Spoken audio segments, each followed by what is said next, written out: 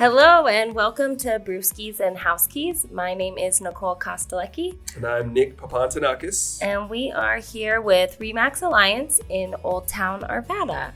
And we have a special guest.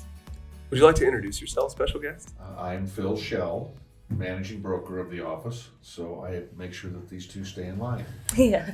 Phil, when we talk about seasoned agents around us that give us advice, sometimes we're referring to Phil Schell because he has been in the business for 5 years, 6 years?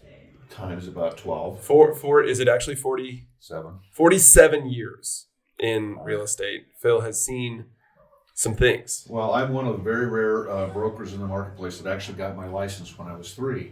Perfect. Yes, that makes complete sense. Yeah. So that adds up completely. Yeah. If I look at the birth certificate, it's true. He gives us all the advice, so it's great. He does, and we're grateful for him. Mm-hmm. I don't like to say it in front of him because it makes him blush, but we are much better agents because he's here for us.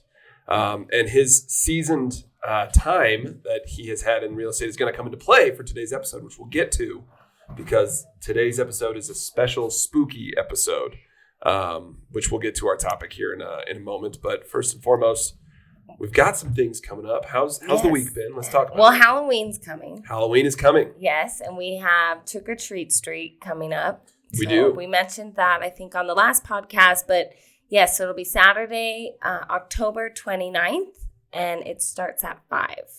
Is it Saturday? 28th. I think it's Friday, the 28th. Friday. Yeah. Oh, no. Yep, okay. That's okay. Friday.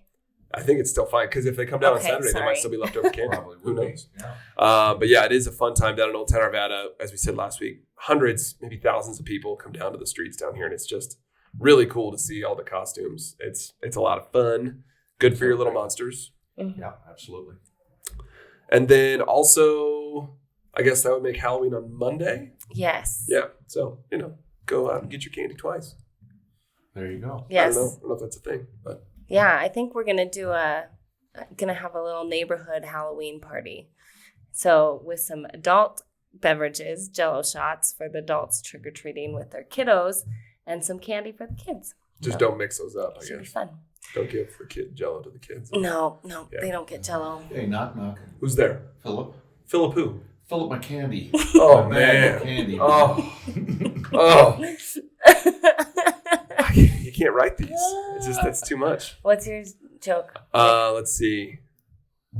I'm blanking on it now. Oh, why did the two ghosts go to the pub? I don't. For all the booze. Yeah, that's. I'm putting in a wow. Thank you. We'll do that in because there was no laughter. I'm sorry. We can't even supplement laughter there. That's not. It's funny. It is funny. It's just more of a head shaker. Boo. Yeah, you can boo that one. I like Nicole's joke. It's not Halloween related. Okay, but no, it's it's probably not. the best joke I've heard in a long It's time. funny. All right. How do you catch a polar bear? I don't. By its toe. No, not by its toe. So what you do is you cut a hole in the ice and you line the hole with peas. And when a polar bear goes to take a pee, you kick him in the ice hole. Here's why that's fun. Here's why that's fun. Because A, she's told us this joke before, and I still laugh every time. But second of all, is how much she laughs at her own joke. I think it's really I do laugh at my own jokes. more entertaining. And that's why we keep coming back, because Nicole laughs at her own jokes. Yeah, well, someone's got to make me laugh. You're It'll darn be me. right. The funniest person you know, right? Yeah. Let's talk a little bit about what we're drinking. We are continuing Sober October. I'm actually kind of excited to be done with Sober October. But you've done well, and you've earned whatever you can make November into. I don't know what rhymes with November, but it's not sober. No shame. No remember November. Oh, Ooh. Is it? That's way better than Sober October. I like that one. Nico's also our marketing guy. Have I told you guys that? He's got the tagline. True. So this beer that we're drinking today is called Wellbeing Brewing, is the company. They're out of St. Louis, Missouri. And I think I might have said this last week. This might be the best one I think we've had in the non-alcoholic I think series. so too, actually. It's very flavorful, which is nice. So I'm drinking the Intentional IPA. And I mean, it has a lot of good IPA hops and flavor to it. Yeah, and we talked about the mouthfeel on some of them. This one does have the beer essence to it, I think, which is kind of good. So, and then Phil, what are you drinking? I am drinking the amber and dark amber, and to be honest with you, I couldn't tell that's a non-alcoholic beer. My brain actually, I'm starting to get a little loopy. I think the placebo effect is happening. Exactly. So we'll wheel you out of here. It'll be okay. Yeah, I like. Where's this bottled out of? So St. Louis, Missouri. It's called Wellbeing Brewing by O'Fallon Brewery in St. Louis. And I read their story. It's actually pretty cool. The guy who started it with his wife, he had dropped alcohol a long time prior, and he said, I was used to drinking NA beers, but the NA beer scene didn't elevate when craft beer started getting really popular. It just kind of stayed the same, and he's like, why? So they did something about it, and they have apparently more than a few options. I looked at their website. They've got quite a few different types of beer. So I like their tagline too. It is award-winning craft brews with the alcohol gently removed. There you go. Well, I haven't seen very many like amber non-alcoholic. So that's it's a nice little different beer. Yeah, I'm a fan. Well done, Wellbeing. I like it. So let's get into the topic today. Let's do. We have a fun one. I think this is Halloween themed, and it is called House Haunters. And right there, Nico's going to insert some spooky.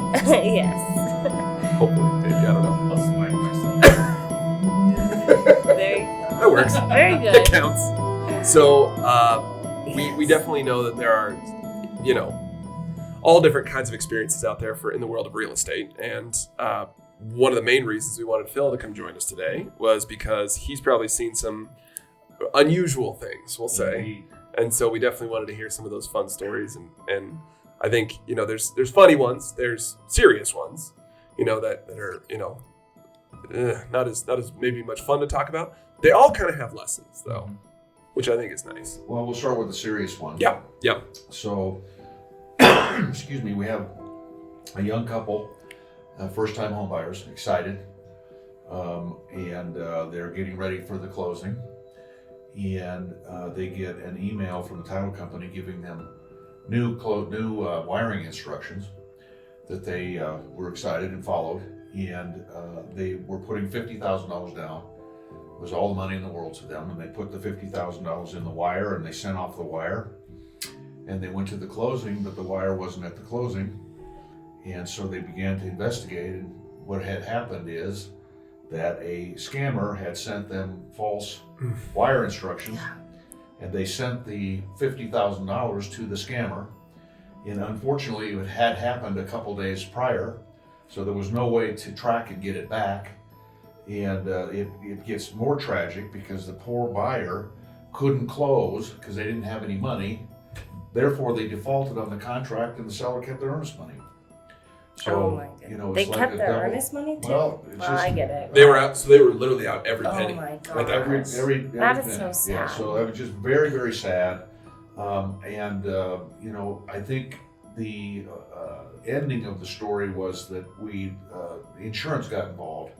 And they tracked back whose email got hacked, and that's whose liability insurance helped to try to make those people whole. So I don't think it was a totally horrible ending, but it was certainly horrible during the process. The level of stress. Yeah. I mean, I can't even fathom that.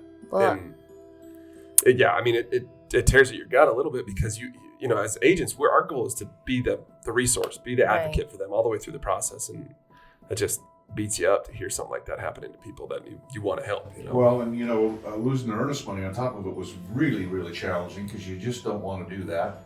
And we were representing the buyer, so we weren't the ones advising the seller. But unfortunately, the seller had moved out. They were across the country and really put a hardship on them. So I kind of understood their position as well. So. Yeah. Then the lesson there is, we talk about this a lot. In our sales meetings, and it's just kind of a constant in front of us, which is really important. But that wire fraud piece is very real, and that a title company will never do that. They'll never email wiring instructions. Is that correct? I don't see that happening. They want communication and discussion about here's the wire, here's the instruction. If you get a an email with new, hey, by the way, this is the new wiring instructions. That probably is a scam. Right. And you absolutely want to question it. We had another one where there was a $250,000 wire that had been sent that was also fraudulent. In that particular case, we involved the FBI and the bank very quickly. They were able to trace the money that had ended up in the state of Washington at a bank in Washington. So it was an interim bank before it went across the Pacific to wherever the scammers were. And they were able to get it back. So that one had a happy ending. But Gosh. this is very, very prevalent, unfortunately, in the marketplace.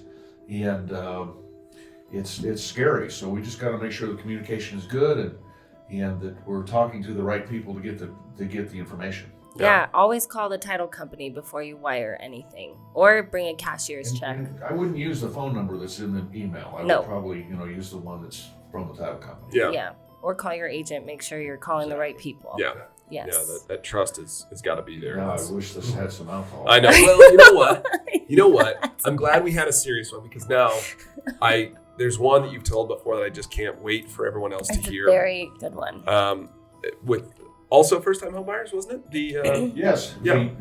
Reasonably young couple, and we were out looking, and this is a number of years ago, and looking at starter homes, entry-level homes. Sure.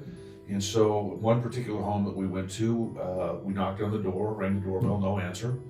Opened the lockbox, went inside, looked around the main floor, chatting the whole time. We weren't trying to keep ourselves quiet or anything. So we went downstairs and looked through the family room and so forth. And there were some bedrooms back in the corner. And we walked back in the bedroom, and there was a couple of teenagers that I believe they were wrestling in the bed because the covers were popping around like crazy, and there was a lot of grunts and moans going on there. Yeah. Oh yeah. And it was kind of incredible, and so we just kind of backed out of the room and closed the door. And I don't think they were so intense in their wrestling, they never knew we were even in there. Just very focused on whatever it might have been that they were doing. Yes. That championship belt. Yeah, just it's important to constantly train. I think is the lesson there. You gotta always be practicing and training. Words that any of us could live by, really. But that homeowner is to this day we chuckle about that story. I mean, did they get the house? No, they didn't buy that. They felt that had some kind of an aura about it. That they weren't, Maybe we'll go to another never house. know. Maybe we'll do that. What I like is that that was actually right over here in Alta Vista, by the way. So. Oh man, what I like is that they were uninterrupted, like unfazed. It was astonishing to me because there was no. If they knew we were there, they were intentionally ignoring us. But I don't think they had a clue we were even there. I think they were so focused on that wrestling match that they just weren't paying any attention. It's that teenage energy, I think so. Something that there again. That's anyway.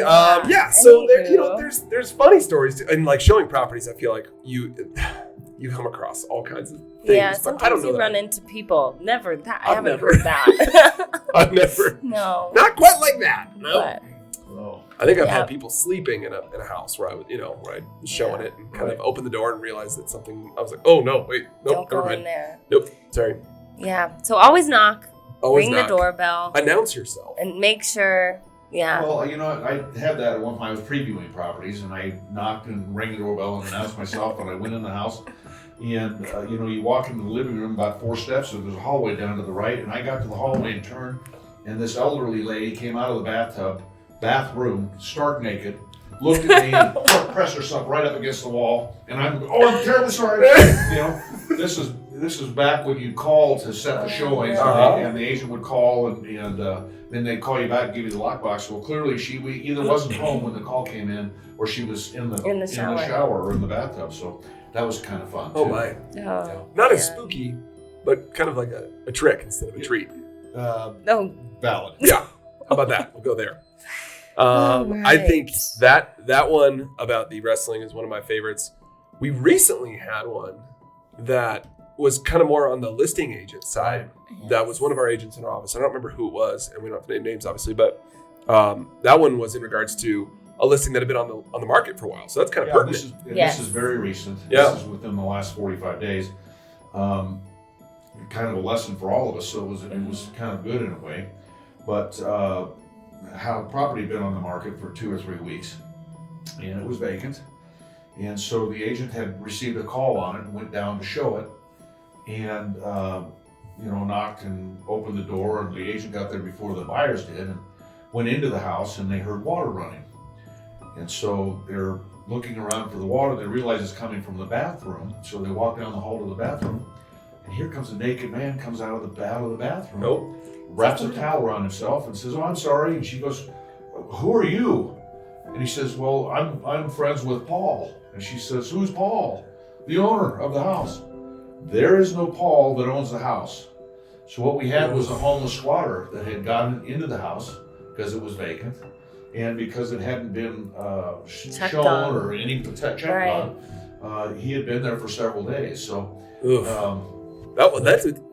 that agent, that would terrify me. Like, Well, no matter who it it was a was. female agent on top of that. Yeah. But I mean, gosh, just that's not what you expect to see, and who knows what kind of person that is, Right. So Yeah. The homeless situation is so pervasive anymore that if we've got vacant listings, we need to check on them pretty regularly. And if you own a vacant house somewhere, you need to make sure it gets checked on. yeah, Yes. even if it's not you. Yeah. And that's definitely, as your agent, that's where we can come into play, is being aware of that, and especially given, like I said, how the market's been. We know average days on market is pushing up towards 30 and beyond 30 days at this point, probably. And Right. So it's definitely different than when they were just flying off the shelves. Yeah. So if your house is sitting on the market, definitely go check on it, especially if it's vacant, obviously. Can get a little spooky, that's for sure. Here's the deal too, because I know that you probably have a lot. We may have one or two in our worlds, but I think one thing we want to ask is if any of you listeners have experiences, we'll say, from real estate world, whether it's showing homes or whatever it is that might fall into the spooky bucket. I think it'd be fun to have you guys reach out. Comment section on the YouTube page, or if you write us a little review on Apple Podcasts, you can put it in there, or you can reach out to us on Instagram. Send us too. an email, Buckle up, because I imagine that it's going to light up in a I minute. want to hear so. them, because there's got to be a million of these that are Let's hear them. unusual. So that kind of does it for our House Hunters episode. Thanks, Phil, for welcome. Phil. coming to hang out. Thanks to Wellbeing Brewery. This is an amazing surprise. It's always an amazing surprise when you get a good non-alcoholic beer. Yeah, yes, it's very enjoyable. tasty. Mm-hmm. And please, we'll put their website in the notes so you guys can check them out. Please do. They ship. Actually, they ship through Amazon. I saw that. Oh, really? You can buy their beer on Amazon. There you go. You can do that as well. Thanks always to team Nicole, Nico. It's a pleasure hanging out with you guys every single week, and especially you listeners. Thank you guys for listening to all the shenanigans. You know who you are. If you haven't yet, go in there, hit that subscribe button, like us. Leave us those comments. Tell us those spooky stories. And we'd love to just keep this train rolling down the track. Merch is coming. I don't know how we're going to get it out to you people. Yes. But if you're interested in it, reach out to us. We'll talk to you about it, because we did make a purchase this week. That's pretty exciting. So that's out there. And otherwise, on to the next one. Happy Halloween, guys. Happy Halloween. Cheers. Cheers. Cheers.